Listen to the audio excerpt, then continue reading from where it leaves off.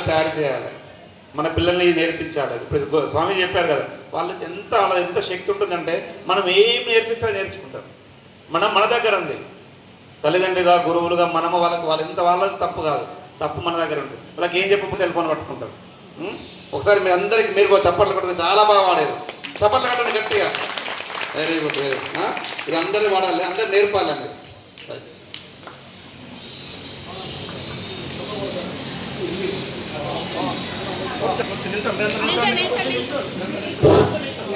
ఈరోజు హిందూ సమ్మేళనానికి వచ్చినటువంటి విద్యార్థులు, హిందూ లోకం దాదాపు ఈరోజు మన మండల స్థాయిలో ఒక మంచి వాతావరణము, పండుగ వాతావరణము నెలకొంటుందంటే మనలో కూడా ఐక్యత, హిందూ ఐక్యత అంటే ఎంత ఇక్కడ చూస్తేనే మనకు చూడముచ్చటగా ఉంది.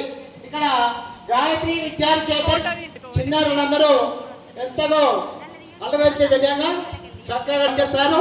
అదేవిధంగా చదువుకుంటే సరిపోదు,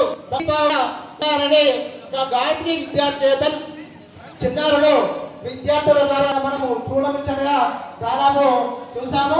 వారందరికీ చిన్నారులందరికీ కూడా ఒకసారి మనం మనస్ఫూర్తిగా అభినందించాలి. ఒకసారి చెప్పట్లతోనే మా గురువు గారు కూడా రాజరెడ్డి సార్ ఎంఈఓ గారు మా గురువు గారు, ఇక్కడే నేను కూడా విద్యాభ్యాసం చేయడం జరిగింది.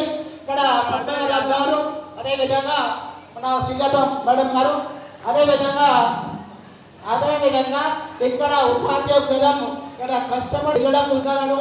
ఎంతో యాద కాబట్టి ఒక విద్యానికేతన్ గాయత్రి నికేతన్ మనస్ఫూర్తిగా అభినందనలు, శుభాభినందనలు. ఒకసారి చప్పట్లతోనే గట్టిగా ఆ చిన్నారులకు గురువు గారి ఆశ ఉండాలి. ఒకసారి గురువు గారితో ఆ చిన్నారుడు ఫోటో దిగాల కూర్చున్నాము.